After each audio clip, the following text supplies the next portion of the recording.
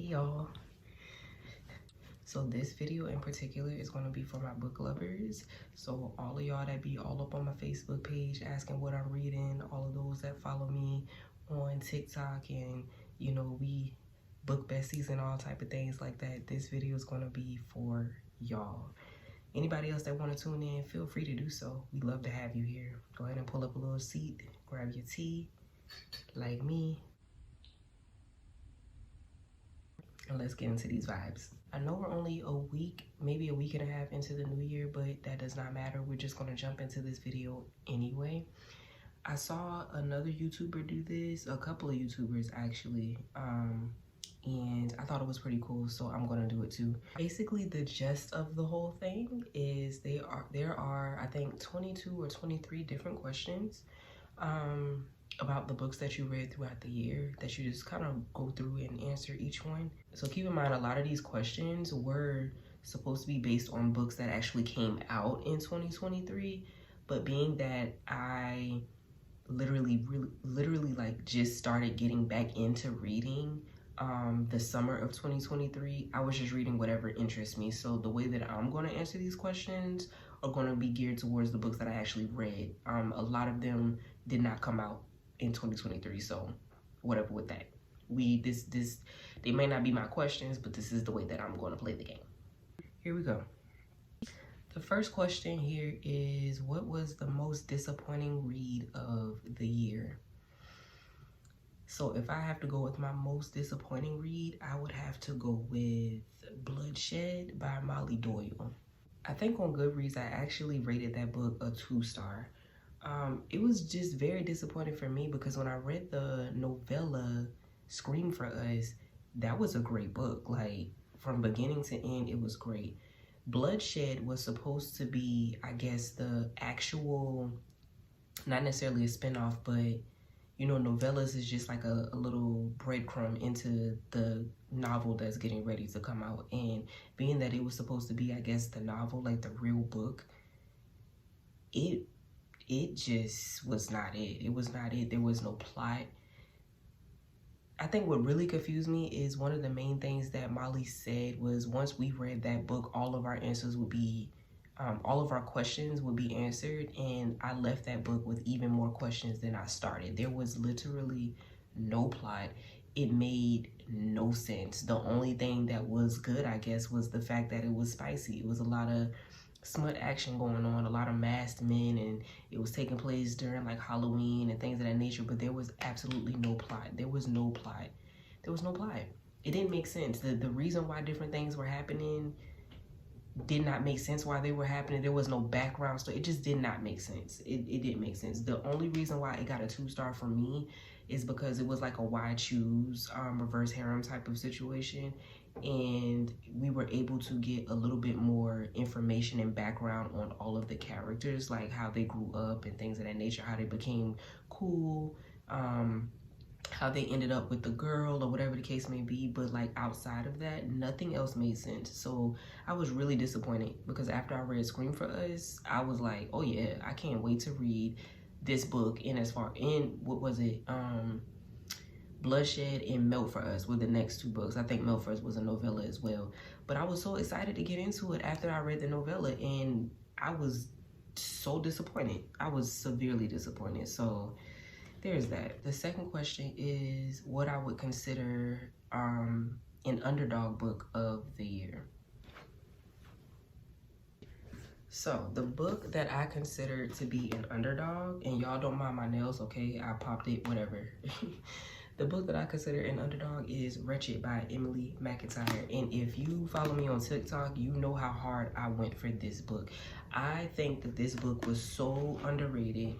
It was such an underdog. And the reason being is because for whatever reason, when people are writing books or, you know, dark romances or romance, it don't really matter the type of book. As long as the guy is the one that's wreaking havoc, everybody is jumping for joy. You know what I'm saying? But if it's the woman that's doing the same thing that these men be doing, then all of a sudden, nobody can really get into it. It doesn't make sense. Like, if you've read the Never After series, then you kind of get the gist of what I'm talking about. Or if you've read any dark romance books in general, you know usually the guy is like the villain or you know, the bad guy or whatever the case may be. But although they're the villain or the bad guy, we still find love in our heart for these particular characters. And I feel like Evie did not get that same love, and I will stand on that hill to the day that I die to scream from the mountaintops that Evie deserves her flowers. This was a great fucking book. This was a great fucking book. For those that haven't read this series, this is basically a dark romance spinoff of Wizard of Oz.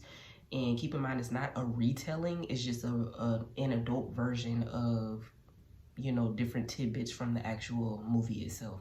But this shit was fantastic. It was fantastic. I feel like this was definitely an underdog book that people just, you know, whatever. We still stand with Evie. We stand in front of her, beside her, behind her. It don't matter. The third question is, what book was overhyped? Ironically enough, the book that I feel like was overhyped comes from the same series, the Never After series, and that's going to be Hooked. Now, let me explain. For those that have read Hooked, I'm not saying I didn't love this book. I love this book. I loved this book. But the thing about it, a lot of people that read this have not read the other books from the rest of the series. So, in my opinion, once you read the other books, this falls short. It falls short. It's still a great storyline. It was a very easy read. That's why I do like Emily McIntyre's writing, because her writing is very fast-paced and very easy to read. And it's very intriguing. But I feel like this one, compared to the other 4 that's currently out, I think she's dropping another one this year. But this one, compared to the other 4, this one fell short. I feel like it was overhyped because this is the very first book of the series, and a lot of people read this particular one and they stand this book. They stand this book. And hey, I don't doubt them. It's great. I loved it too. After reading the other 4 though, this was definitely like number, I think 3 to me, or number 4. This was rated number 4 for me. When I rated all 5 of the books, this was number 4 tier for me. So yeah, overhyped. Okay, the 4th question here is my favorite book couples of the year. All right, so I actually have a couple. But I'm gonna try to narrow it down to 2. Because we'll be here all day if I talk about the favorite couples in the books that I've read so far. First up, y'all know, you already know. Zaddy Zayd, Shadow Man? What? Shadow Man and Little Mouse? Are you serious? Zaddy Zayd and Adeline have got to be my favorite couple of 2023. Like, one of my favorite book couples. And maybe that speaks volumes to who I am, or maybe like my mental health. I don't know, because this storyline is severely fucked up. However, I love Zayd. And how could you not like somebody that is willing to eat your favorite ice cream even though they don't like it? What kind of guys do you know out here that's gonna eat mint chocolate chip ice cream knowing that they feel like it tastes like toothpaste, but because it's your favorite ice cream, they're gonna eat it because they love you. They love you. What guy do you know that's gonna chop off a man's hand after he said don't let him touch you? You know what I'm saying? Zayd is just, Zayd Meadows, hello? Yes, definitely fave couples, okay? Zayd and Adeline. Second favorite couple would actually have to come from this book, Soul of a Witch. This is a part of the Souls trilogy by Harley LaRue. I ate this series up, but I particularly really loved this couple. This followed Everly and Callum, and the reason why I loved it so much is because Callum was such a beastly type man. Well, he wasn't a man, but we'll get into that later. So Callum was basically an archdemon. Yes, you heard me right. Archdemon. He was an archdemon. And if you know about that type of world or that type of information, archdemons are like top tier of the demon world, right? And then Everly was a witch, okay? But Everly had a very low self-esteem, so to speak. she didn't really trust herself, her intuition. She didn't really trust the powers that she endured. And the type of relationship that Everly and Callum had, like Callum was definitely her protector, was her backbone and things of that nature, but he genuinely, like, he poured into her, he built her up, he literally worshiped her. He went out of his way to make sure that she knew how powerful she was by, like, literally, in a sense, just submitting to her. And with him submitting to her, it gave her all the power that she needed to pour not only into him, but into her purpose, the things that she had to do within this storyline. And for me, it's just honestly something about a strong individual that is putty to the person that they love. They will literally just bow down, kiss their feet, you know, like pamper them, pour into them, whatever. And they're like the masculine of the masculine. But for their woman, they're putty for their woman. They're absolute putty for their woman. And I loved it. I loved it. This was definitely one of my favorite couples. Okay, question number 5. Who was my favorite main character of the year? Okay, hands down. I had a couple favorite characters. One of them just so happens to be in the Souls trilogy. He was in the second book. His name was Zane. But he wasn't my all-time favorite. My all-time favorite character of 2024, fucking Sibby. Fucking Sibby. Who the fuck? Sibby is unhinged, okay? Sibby is unhinged. And if you haven't seen my book review on this while I was reading this book, I'll be posting it on this channel very soon. I did do a video on this book as well as Hunted Adeline and the Lord series. I'll be transferring those videos over to this particular channel very soon. But Sibby is that girl. I don't care what nobody says. Sibby is unhinged. Sibby is crazy. She is not wrapped too tight. She is a french fry short of a Happy Meal. But baby, Sibby is a good time, okay? Sibby is fucking hilarious. She is the main character. Sibby is the main character. I loved Sibby so fucking much.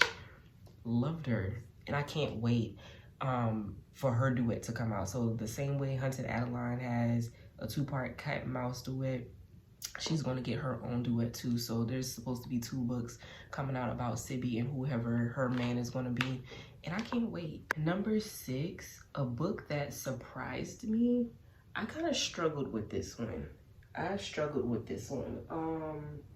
But I'm going to have to go with, off of the top of my head, the Mindfuck series. And I feel like the only reason I'm really going with this is because this is the one that I'm looking at. The Mindfuck series is 5 books in one. This is why she's so thick. If you haven't read this book, the storyline is very similar to that low-budget movie, I Spit on Your Grave. So it is very, very dark. It's very, very gory. And you should definitely heed the trigger warnings if you decide to read this book. However, the reason that it surprised me, although I kind of went into the book blind, the way that the plot went and the way that the storyline flowed was not what I expected. So a lot of the times when I recommend this particular series, I do tell people to go into it with an open mind, because what you think is going to happen or how you think this is going to go is really not. I wouldn't necessarily consider this book a slow burn, but it's more of like a build-up. I mean, I guess that is a slow burn, but at the same time, it's like it's kind of building up, you know? Everything, all of the answers, all of the questions that you have throughout the book is definitely going to be answered. And it's like the first book that you read, it starts off slow, and then in the second book, it kind of picks up. Third book kind of picks up. Fourth book, it takes the fuck off. The fifth book is like, what the fuck? You know what I'm saying? Mindfuck series. This did definitely surprise me. It was better than I expected it to be. A lot of people recommended this book to me, and it took me a minute to get around to it because I really wasn't sure. I felt like it might have been overhyped, but it was worth it. It was definitely worth a read. It would be a book that I would go back and read again. It was a good read, if I do say so myself. And I loved the main character. I can't remember her name right now. Lana. I loved Lana. Lana was badass. Lana was bad fucking ass. I loved Lana in this book. It was a good time. I think this was a good time. Number 7, a new favorite author that you discovered in 2023. So mine's is going to be H.D. Carlton. That's the one who wrote the Hunt and Adeline Cat and Mouse duet, as well as Satan's Affair. But also Chantel Tesser. I've never read either one of their books until this year. And with those 2 authors, I have been hooked ever since. If you've been following me on TikTok or whatever, I talk about their books like the Bible. Like, their writing is unmatched. I love their storylines. Their brain, it makes you try to figure out what the fuck they may have been through or where the fuck they get this information from, because the type of shit that's in their book is just like, is wild, okay? It's very, very wild. They're dark romance writers. So tread lightly if you do decide to get into their books, their writings. Definitely trigger warnings, you know, but those are my favorites right now. I'm pretty sure I might find more, but ever since I read a book from either one in there, ever since I read Cat and Mouse Duet, I've been trying to find something to top it ever since. I've been trying to find something to top the Hunt and Adeline series ever fucking since. And the Lord series is what Chantel Tesser wrote, and that was the closest thing that I could get to the Cat and Mouse. And I've been hooked. I've been on that high, and nothing else compares. Nothing else compares. Nothing else has taken them off, you know, their platforms. It just is what it is. So number 8 is what was my happiest read of the year. So I'm gonna go like totally left field with something else entirely. My happiest read of the year, Untamed by Glennon Doyle. Now, this is more of like an autobiography type of situation. However, I thoroughly enjoyed this book. And the reason why it was my happiest of the year is because this is actually the first book that I read in 2023. And I've been reading for a very, very long time, but I've been in a bit of a book slump for years because I just didn't have the time. You know, I'm a mother now. I run a business, you know what I'm saying? So I didn't always have the time to really just take a moment to just fucking read, you know? But this was the first book that I cracked open in 2023, and it made me extremely happy. It made me very happy to be able to complete this book. But not only that, this book was very eye-opening in so many different ways, and it resonated with me in so many different ways. Anybody that is married, or anybody that is running a business, or anybody that feels stuck in some way, shape, or form, and you're a woman, I would definitely suggest getting this book. Now, she does kind of ramble throughout the book. My perception, she does kind of ramble. It's giving like ADHD a little bit, but it didn't bother me because I'm ADHD as well. So it didn't bother me. Like, I understood where she was going with it. She had a lot of metaphors and a lot of personal stories and things of that nature, but I just really, really related to some of the things that she was talking about in this book. Honestly, it's really just her, you know, she became a mother, she became a wife, she became an author, you know, she just was wearing so many different hats, and throughout this book, this was literally her tapping back into her divine feminine energy, which is why it's called Untamed. You know, society wants women to look a certain way, talk a certain way, move a certain way, and things of that nature, but feminine energy is not meant to be tamed. You know what I mean? So I really enjoyed this book. This book definitely was one of my a book that made me, you know, the happiest in 2023. Another book that was my happiest read of the year just so happens to be Carnage by Chantel Tesser. The reason why this book was one of the happiest reads for me is because I was actually chosen to read this book before it went live, before the public was able to get their hands on it. I got an art copy of this book. And it was so exciting because this was actually my very first ARC read. This is the first time that I was able to, I guess, collab with the author. It's not really a collaboration, but you know what I mean? And she just happens to be one of my newfound favorite authors. And I'm obsessed with this particular series, and I got to read like the next fucking book before it hit the public.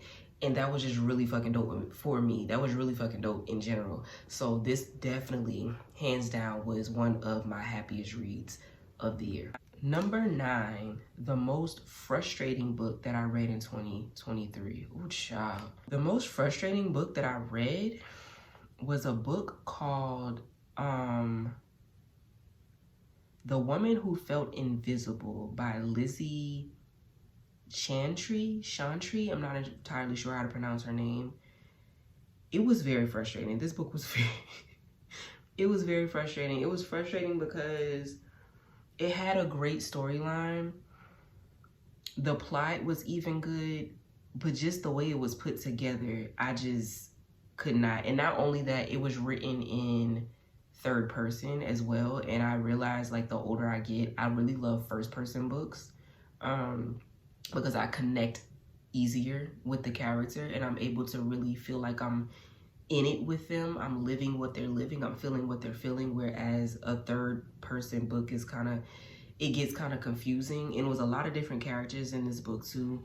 But the reason why I was so frustrated by this is because The Woman Who Felt Invisible, it was kind of similar to the Untamed book, where a woman, you know, didn't feel seen, didn't feel heard, didn't feel recognized, and things of that nature. So I went into it thinking like, okay, this is going to be very empowering, which, I mean, in turn, it did have some, you know, parts that was kind of like, okay, cool. But just the way that it flowed, I didn't really like the way that it flowed, and it seemed very rushed. The plot seemed very rushed, and things of that nature. So it was a frustrating read for me. I did give it a 2-star on Goodreads. It wasn't bad, but I feel like it just had the potential to be so much better, especially with the way that, you know, The Woman Who Felt Invisible, you know, like it's supposed to be some oomph, you know, and it just fell flat for me. So it was very frustrating. Number 10, the best adaptation of the year. The fact that I keep saying adaptation instead of adaptation is embarrassing. And because I was actually thinking adaptation, I was leaning more towards character development. So that's how I answer this question. I'm going to have to go with Snowed In with Benefits. And this is my first MM type of storyline. And if you don't know what MM is, that's male on male. I've actually never read a male on male type of book, and it was interesting. It was interesting because it was a little smutty. So I was getting into territory that I don't really know too much about when it comes to that, you know. It was a time. It was a time. However, I say that was the most adaptation because one of the characters in the book, I can't remember his name. It was Austin. Okay, Austin and I don't know. Marco. Okay, it was Austin and Marco, and basically they're both celebrities. Marco and Austin are both like singers, but Marco is also an actor as well. But Austin is like the bad guy, you know, in Hollywood. He's like the bad, you know, the rebel, so to speak. And you get to witness his self-development after him and Marco end up getting trapped in this cabin because there's this big ass snowstorm or whatever. It's like a enemy to lovers type of situation. But they get trapped in the cabin, you know, clearly snowed in with benefits, and you literally watch both of them actually self-develop during the time frame that they were trapped together. And it was interesting. I like seeing people grow, not only in real life but in book life too, you know. It's a part of what I do with my services, is offering, you know, healing mechanisms. Is that a thing? Offering different services and stuff like that to help people develop, to help people heal, to help people grow, you know. So any book that offers that type of environment, or any story where a character is developing for their better, you know, for the better, for their higher selves, I enjoy it.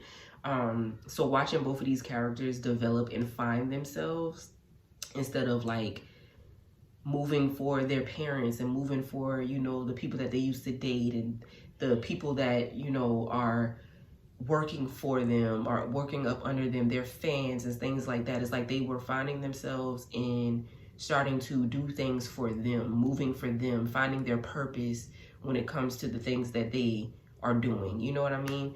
And I thought it was a great storyline. So that was, for me, that was like one of the books with the best adaptation that I've seen or that I've read so far this year. Number 11, the longest book of the year. What was the longest book that I read this year? The longest book that I read this year was Pucking Around. Pucking Around was 600 pages. Pucking Around was 600 pages. Hold on, let's go to Goodreads and see the exact. Let's see how long it was exactly. 603 pages long. That was a thick ass book. Now, granted, I read it on my Kindle. But that's beside the point. That was a long ass book, but oh my God, was it good. That thing was so good, y'all. That book was so good. That's a book that I would read again and again and again. I loved Pucking Around. Loved it. What was the shortest book I read this year is number 12. The shortest book that I read was actually a book called well, it was like a little mini novella series by Harley LaRue. It was Dirty First Dates, and this one was The Halloween Hunt. It was only 32 pages. It was only 32 pages, but all those 32 pages were juicy. The smut was smutting. It was smut-tastical, and I loved every second of those 32 pages. Number 13, my favorite covers of the year, my favorite book covers. Okay, so this is going to be a couple. I'm just going to do the hard copies that I have because some of them that I enjoyed, I don't have. I read it on the Kindle. So I'm just going to do my hard copies. My favorite covers, I'm going to have to say Hunting Adeline. This is the second one. It has the skulls and the roses and things like that. If you read the book, you'll see how significant it is. But like, just look at it. Just look at it. Like, just look at it. Even the texture of it is just so beautiful. Yeah, I also really love the covers for the Never After series. Like they were so pretty. So I already showed y'all Hooked. This was that cover. And then here's Scarred, which is also very pretty. You have Wretched. I showed y'all this one already too. You have Twisted. And then you also have Crossed.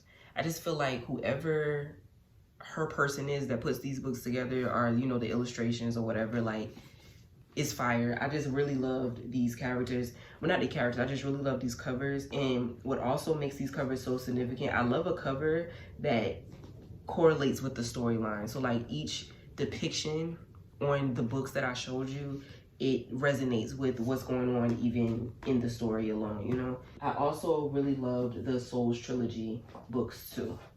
Their covers. Well, the one that I already showed you, Soul of a Witch. I just really love that cover. I'm a sucker for covers. The cover has to look pretty. It has to look intriguing. Okay, number 14. What is a book that you haven't stopped thinking about? The Lord series. Never stopped thinking about them. The Cat and Mouse Duet. Have not stopped thinking about them.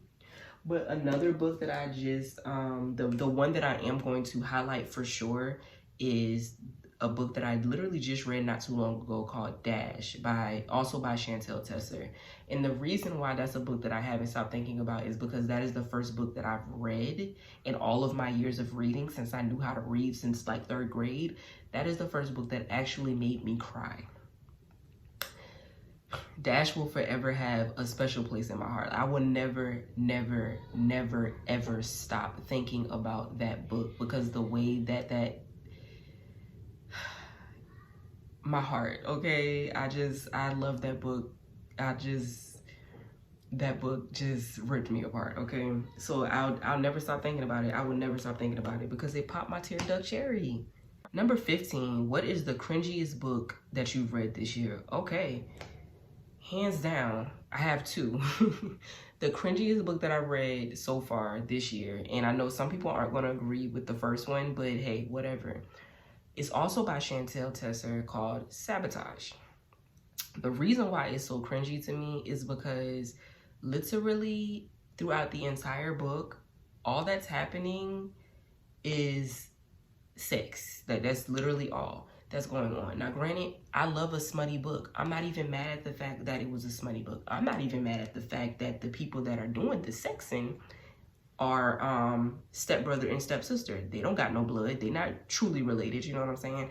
However, what made it cringy for me, there was no storyline. To me personally, the book literally went nowhere up until like the last 2 chapters is when shit really started to get real. And I was just like, okay, I'm glad I finished the book all the way through so I could see, you know, the ending.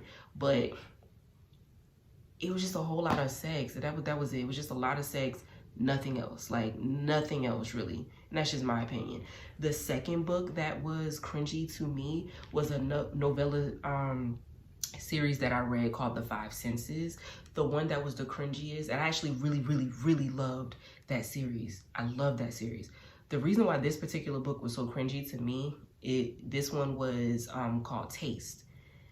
And it just felt like, you know, the way that the storyline was going and the things that was happening in the book between this couple, it was just really giving yeast infection and UTI. The amount of food that was going on up in that area, it made me just squeeze my legs tight together because, baby, you gonna wake up with some type of infection in the morning time, and that's not good for nobody. You know, that was definitely cringy for me. Number 16, an unpopular book that you loved. I'm gonna have to go back to the Never After series. I'm gonna go with Scarred. A lot of people, from what I saw on Book Talk, really didn't like this book that much because this was, well, almost everything that Emily McIntyre puts out in this particular series is a slow burn. So let's start there. But a lot of people didn't really like Scarred, and probably not only because it was a slow burn, but it was also a slow build-up as well, as far as like the storyline and things of that nature is concerned. This was actually my number 1 when I started reading the series. This immediately became my number 1 until I read Wretched and Crossed. I loved this book. The storyline, the era that the characters were living in, just the characters as a whole, the main character, the MC and the main female. I loved both of them. This was a great fucking book, and a lot of people, again, didn't really like this one that much, and mainly because a lot of people only read Hook too. So I love this one. It wasn't as popular as it should have been. Loved it. Number 17, what was the highest and lowest rated books this year on Goodreads? I don't even know. I gotta go to Goodreads and look. I thought I wrote this down. Oh no, I do know. So the highest rated books that I have, of course, The Cat and Mouse Duet. That 5-star, hands down. I don't care what anybody has to say. 5-star, hands down. The book that I rated the lowest is a book called Bloodsinger. Bloodsinger by Willow Ast. I don't know how to pronounce her name. I don't want to butcher her name. Asteria, I think. I'm not sure. I gave it a 1-star. The reason why, it wasn't a bad storyline. I actually enjoyed the storyline. I even enjoyed the characters, but the way that it was written, it just wasn't for me. It wasn't for me. It wasn't for me. I gave it a 1-star. I might try to read something else by her. I'm not sure, but The Bloodsinger is actually a trilogy. It's supposed to be 3 books, but I couldn't, after the first book, I couldn't. I'm not gonna lie to you. I was so happy to be done. I pushed through the book, but I was just so happy to be done with it. I was so happy to be done with it because I did not like it. I didn't like it. And it sucks because I really did enjoy the characters and I did enjoy the storyline, but just the way that it was written and the way that it was kind of put together, and then some parts just didn't make sense and it seemed like the story was just rushed. It was a 1-star for me. Number 18, what were my favorite quotes of the year? Wow, so I kind of hate that I didn't annotate this particular book. I am going to reread this book in 2024. I really feel like this is going to be one that I read every single year, at least once a year. And I'm going to annotate it this time. So maybe by the end of the year, when we come back around for another video like this, I'll have quotes from here. But The quotes that I am going to give y'all is going to be quotes that I ended up highlighting on my Kindle, things that kind of stood out to me. And this was actually one of my favorite couples as well, but with Pucking Around, it was also a reverse harem why choose type of situation. So it was Rachel with 3 different guys. And yeah, that was just too much to try to tell y'all. So like, whatever. But their relationship was actually one of my favorite character relationships as well. Do y'all hear that rain? Elmari, the way that he used to talk to Rachel, like, oh my God. So she's afraid about something. I think she's afraid about coming out to like the world, you know, because she was, her father was like this big rock and roll star or whatever. So, and she was always like the problem child to the public or whatever. So she was kind of afraid of coming out to the world about her, you know, relationship situation. And she tells him, you know, I'm afraid. And I think I've been afraid all of my life. And he nods, wipes away her tears, and he says, then that's what I want. I want to be the one to carry the burden of your fears, your doubt, your worry, your insecurity, lay them all on my shoulders. I am strong enough. I will not bend. I will not break. I will carry them for you so you can be free. Sir. So another one that I read this year is Punk 57. This one is by Penelope Douglas. The 3 quotes from this book that stood out the most to me. The first one, no one does you better than you. You can't be replaced. Not everyone will see that, but only you need to. Chef kiss. The next one was speak your mind and you give others permission to do the same. And that's a quote that we always hear, but it did stand out in that book due to the storyline.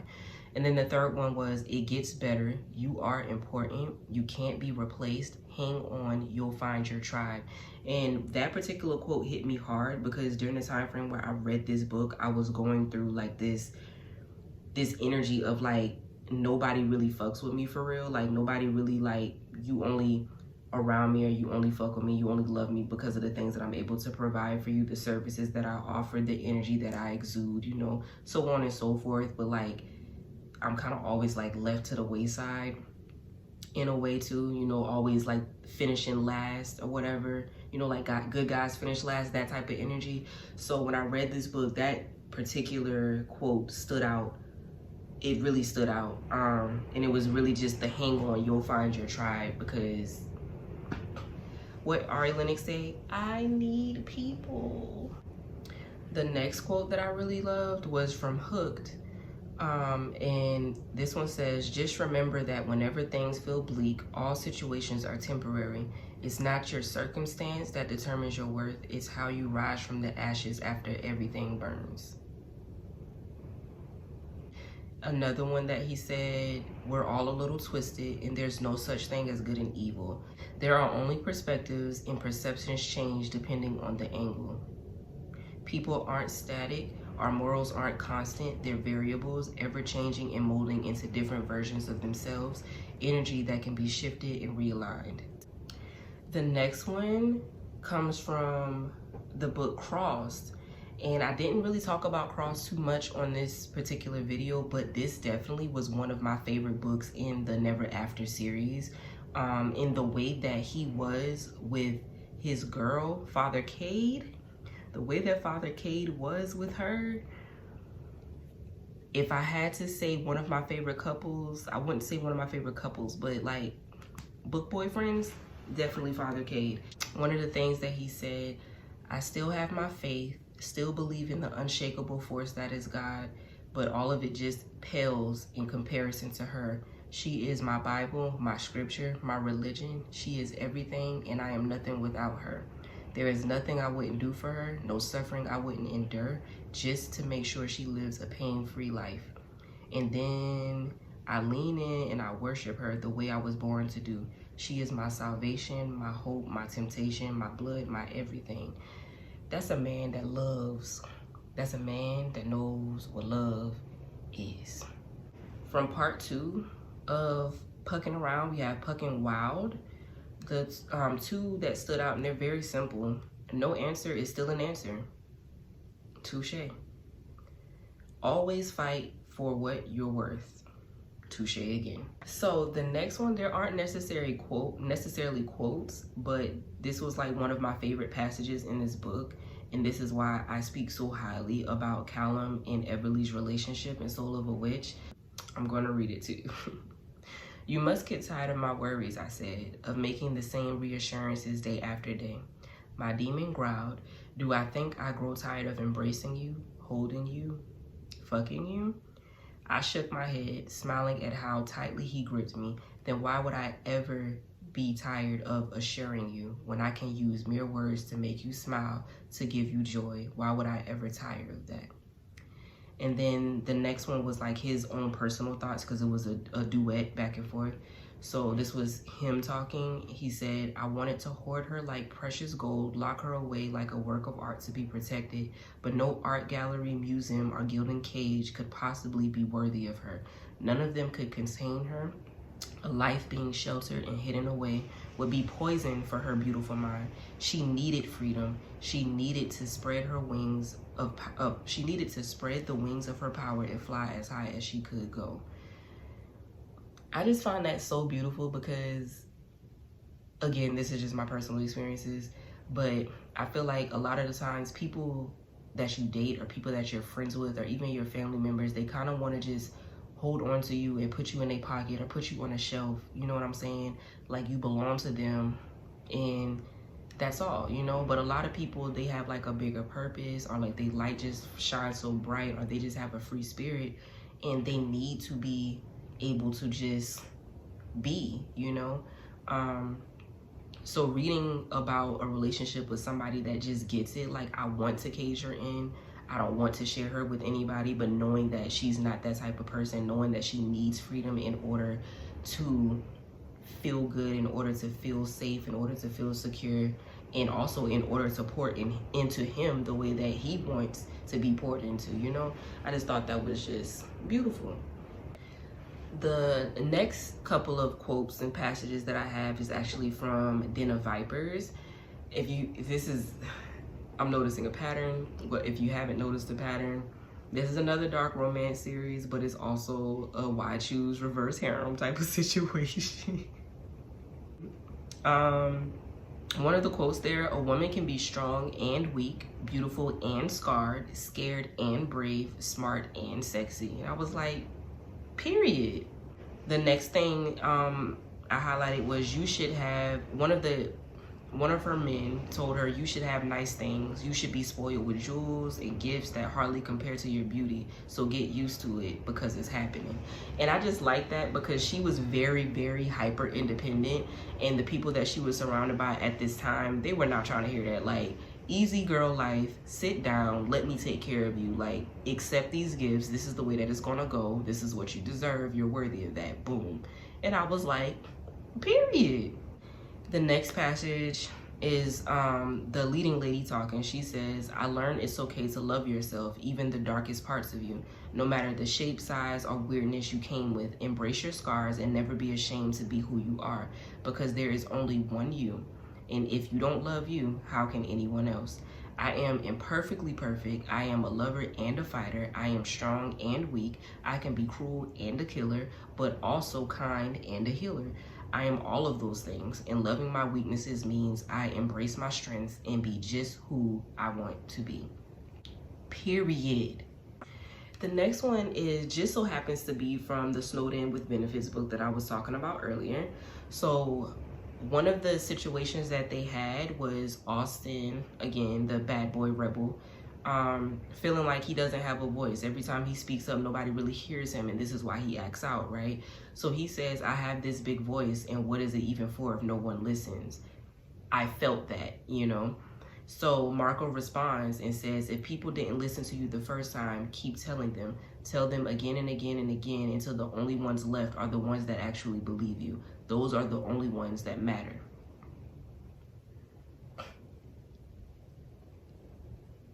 Those are all of the quotes so far. Like I said, I've read a lot of books, but those are the only ones that I read on my Kindle that are highlighted right now. So I know I'm missing a lot, but those are the ones that stood out to me the most. Number 19. A book with the most unique concepts. Hands down, the Lord series. The Lord series, Chantel Tesser, hands fucking down. The most unique concept. Like, have you been in this lady's head? Have you been in this lady's mind? Like, hands down, I can't even tell you the concept. That's how deep that rabbit hole goes. When you look at, matter of fact, let me get the books. One moment. I keep talking about the Lord series, but I haven't showed y'all the book yet. So we have The Ritual with our Lord and Savior, right? We have The Sinner with Bad Boy Sin. We have The Sacrifice with Big Brother Tyson. And then the newest one that just came out is Carnage with Saint. I don't know what we calling him. What we calling Saint? I haven't thought of a nickname for Saint yet, but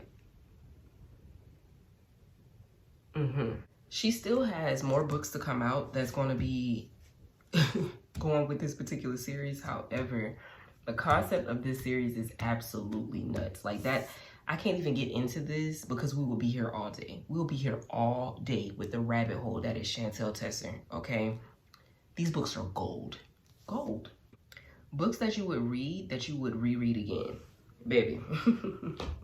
All of them? Okay, not all of them, but books that I would read, that I would reread again. Of course, Hunting and Haunting Adeline. I almost dropped the book. I would have cried. Hunting and Hunting Adeline. Of course. Of course. Of course. Like, the fuck? The Lord series. Duh. Of course. I would read every single last one of these books. And you see how thick they are? I don't give a shit. I will read every single last one. Again. The Souls trilogy by Harley LaRue. Yes, I would. Her Soul to Take. Her Soul for Revenge. Soul of a Witch. I would read each one of these again. Again. Yes, I would. Scarred. Definitely would. Wretched. Definitely would. Crossed. Definitely would. The Mindfuck series. I'll give it another go. I'll give it another go. Now, if we're talking Kindle, or if we're talking about the books that I read on Kindle that I would read again, for sure, Den of Vipers. The entire Puckin' Around series, I would definitely read those again as well. And let me look on my Goodreads. I would also read Birthday Girl and Punk 57 by Penelope Douglas again. And I think that's all. That's all so far. Number 21, my reading goal reflection, and also my reading goal for 2024.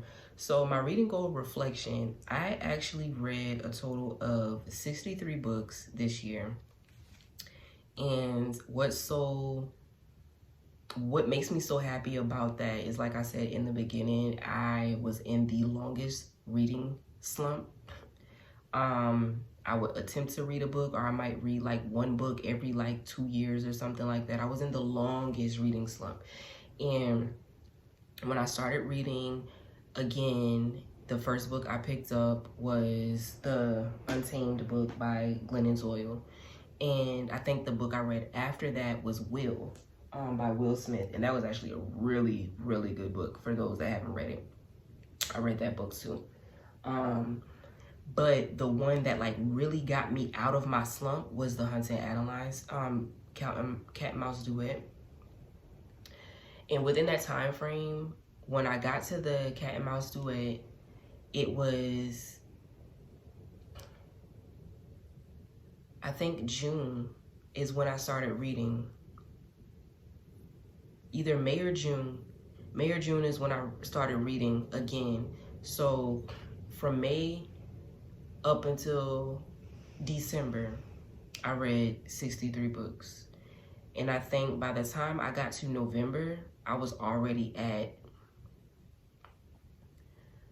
by the time I got to November, I think I was already at 50 books. So I read so many books within like a 4 or 5 month time frame. And it felt really good. It felt really good, especially being that I, again, wife, mother, I do spiritual services, things of that nature. I gotta, I got responsibilities that I gotta take care of. And I don't always have the time to just breathe, you know? So being able to accomplish that without even, I didn't even have a goal for real. Like, I just wanted to get back into reading. And for me to get back into reading and take the fuck off, and not only take off, but meet a lot of different people in the TikTok world that is on the same wavelength as me as far as books. They have the same passion, the same love. Being able to buddy read with different individuals and making new friends with people that have the same passions as me. It was a good time. It was a good time. My goal for 2024, I'm going to attempt to read 80 books this year, being that I got up to 63 in a 6-month time frame. So I'm going to aim for 80 this year. We'll see how that goes. I haven't completed my first book yet, but hey, we'll get there. All right, the last question here. After 2023 reading, what are you prioritizing in 2024, reading wise? Okay, so this is a fun question. So my TBR, I'm gonna try to do monthly TBRs, meaning I'm gonna pick particular books that I want to read in that particular month. But the main books that I want to read this year, hands down, no questions asked, these are the main books. Anything else that I read will just be little palette cleansers or fillers within the time frame that I'm not reading anything that, you know, is highly anticipated. But my highly anticipated books this year, my highly anticipated reads of 2024 is The Fourth Wing and The Iron Flame. Okay, this is a series. I'm not sure if another one is coming out or not, but right now these are the two that's out. I'm actually supposed to be starting these two in the month of January, essentially now. The next series that I'm interested in getting into for 2024 is the Dark Kingdom series. And if I remember correctly, I think that's about 5 or 6 books.